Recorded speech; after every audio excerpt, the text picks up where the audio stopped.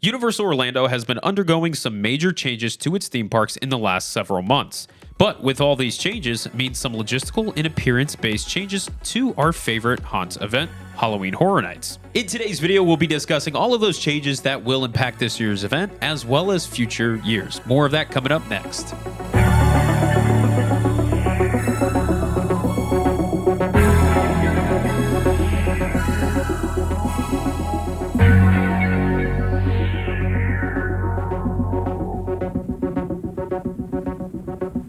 What's up everyone, and welcome back to the channel that takes you through the fog. In today's video, we're going to be discussing the layout and logistics for this year's upcoming event. And as a disclaimer, we have not received an official map or any announcements from Universal just yet. So everything we are going to be talking about is speculation until we do get an official announcement from Universal. Also, we will be hosting our next live stream with this video as the topic of discussion. So make sure to mark your calendars down for that live stream so you don't miss out on that info.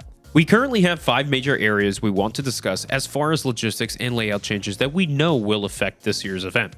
Those topics range from the tribute store to new house locations and even the return of a show. And with that said, let's get into our first section we're going to be discussing, the tribute store. As we know, we will be getting a tribute store for this year's event. However, the question is always, where will it be located? We do have the current Mardi Gras tribute store located in Hollywood, where its predecessor, the Christmas tribute store, was also located. However, last year we did get the HHN tribute store in New York, which we believe is where it belongs. This year, we feel will be no different. The tribute store should return back to New York for HHN, since this seems to have the best layout for the crowds that HHN does bring in. Hollywood, nothing against Hollywood, it just doesn't seem to have the right proper flow for the crowds that HHN brings in, so that's why we're expecting New York to have the location for HHN tribute store, hopefully. Now heading over to our next topic of logistics is something that we are hoping will return for HHN this year, and that is the Lagoon Show.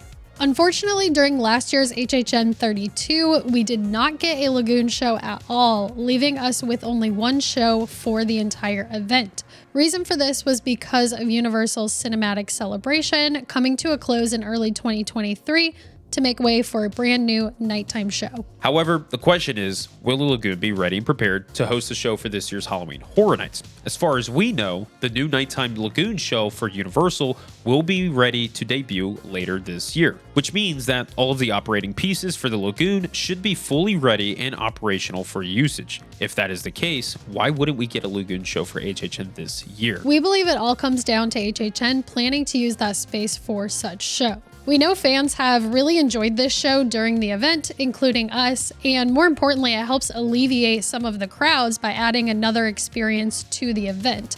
Additionally, we know that Universal has been testing drones for their new nighttime Lagoon show. Could you imagine if we received a Lagoon show for this year's event with drones in it? Yeah, that could be really awesome and could even add more to the atmosphere that Halloween Horror Nights already brings to the table. However, we're really not sure if this is going to actually come to fruition, so time will tell if we do get a Lagoon show for HHN this year. Now moving along to our next area of focus, we have Fast and Furious, the ride. Now, this one is a little bit more of a long shot, but we've all heard the rumors that Fast and Furious may close during the HHN 33 season from August through presumably November. Just like Stephanie said, these are currently rumors, at least from the making of this video. From what we heard, we haven't heard anything official from Universal. But the question is, why is this something that we want to bring to the table for logistics of HHN? Well, we do know that the house location of Fast and Furious, how they've had it the past 2 years in the tents, hasn't necessarily been the favorite houses for each of the years. And part of that is the setup of those tents. So they might be looking for a way to expand that more, to get more space, and also just make it a more concise location. Yeah, I don't think it necessarily has anything to do with the houses itself, like the properties that were there. We had Chucky last year, not the biggest fan of it, but I think the problem with that is because of the space that's allocated for them to actually be able to use. I don't think closing down Fast and Furious is actually going to hurt them in crowds and alleviating it during that season if they were to use that space more for a house. I remember, I think it was like last year or 2 years ago during a live stream, we talked about them actually closing Fast and Furious during the HHN season and using the ride path or more of the queue line to actually house an HHN house. That would give them more of an ability to expand on their creations or whatever they bring to that area, because I'm not crazy about the Fast and Furious location, to be honest. I don't think you are as well, but I don't want to lose it as a house location. So this would be great for them to think about ideas to expand it so that we can use it more for a better house in the future. Moving on to our next area of discussion, which is going to be the Men in Black tent. Now, we went out to Universal recently and we noticed that the tent that was previously up is now down. Yeah, it was actually, to my surprise, when we got there, it's like, wait, where'd it go? It's gone.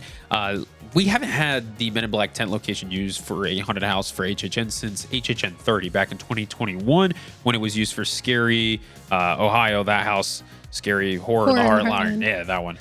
We haven't had it since that time, and I think early last year, they actually were putting the tent back up, and we're like, oh, like, could this be potentially another house location? If they're going to move some things around, they could bring this one back. But the tent size was only half the size. Yeah, and now that that tent has now come down, we're thinking maybe they're going to put that larger tent back up for a house. Possibly, yeah. And we still are going to get into some other logistics for house locations here very soon. It's just, I do miss this location being a house in years past. I feel like it'd be really cool. They have the queue line for Men in Black that works perfectly for this spot. I just know there's a lot of changes going on with Universal right now in the logistics and the layouts and stuff. So if they were going to use this for a house, this could be like the 11th house or another addition for this year's event. And finally, headed to our final discussion topic for this year's logistics and layout, which is what we like to call the big one. So the reason why we call this the big one is because it takes place in a large portion of the park, which is the new DreamWorks Land, old Kids Zone location, the parade buildings that we unfortunately used to have for Halloween Horror Nights, and then the two new locations that seems like we're going to get for Halloween Horror Nights. Yeah, so if we're starting off with that DreamWorks Kids Zone location, we know that this area we didn't get to have last year. It normally houses two house entrances, but we didn't have that for last year. We only had one there because it was all closed off. However, it should be open this year as DreamWorks Land is going to be open in the summer. Yeah, and if we're talking, the DreamWorks area, like what could it be used operational wise for Halloween Horror Nights? It's just to have the walk-through paths, the entrances for those two houses, which, moving on, is the parade buildings. It seems like, unfortunately, B79 and B108, one of my favorite locations for Halloween Horror Nights houses in years past, doesn't seem like it's going to be used for this year.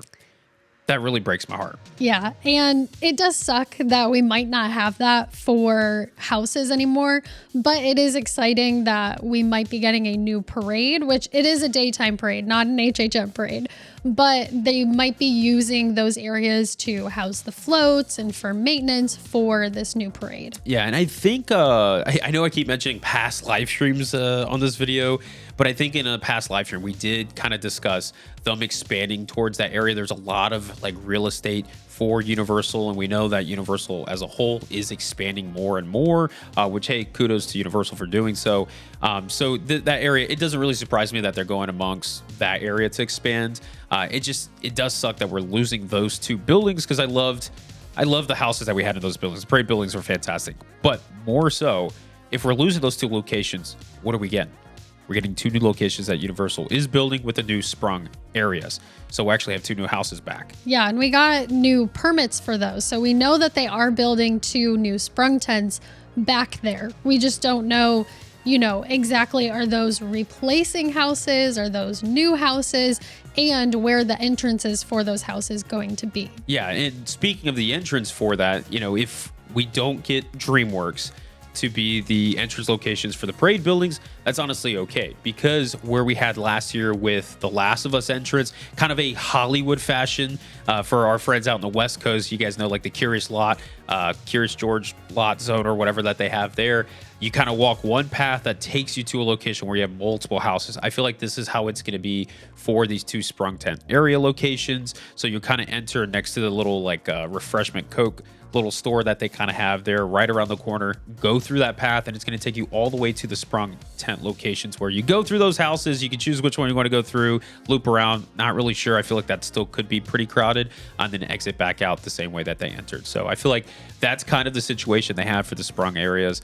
There's a lot. There's a lot going on there. Yeah, and there's so much to it. Like, we could maybe lose, one of the parade buildings, but not the other. Or maybe they don't want HHN in DreamWorks at all. So there's so much that could happen with that entire area. We just don't know yet. And just like we said earlier in today's video, we will be hosting a live stream very soon discussing more of all what we talked about in today's logistics and layouts in more depth. And in other news, we did just open our merch shop. So if you want to check out the merch on there, all of the purchases do go to helping our channel and us making more content for you guys. So we will post the link for that in the description down below. Now that's going to do it for us in today's video. If you guys enjoyed it, be sure to give it a thumbs up, as well as subscribe to the channel so you don't miss out on future Halloween Horror Nights content leading up to this year's HHN 2024. And until that next video, we look forward to seeing you guys there. And like always, we'll catch you guys in the fog.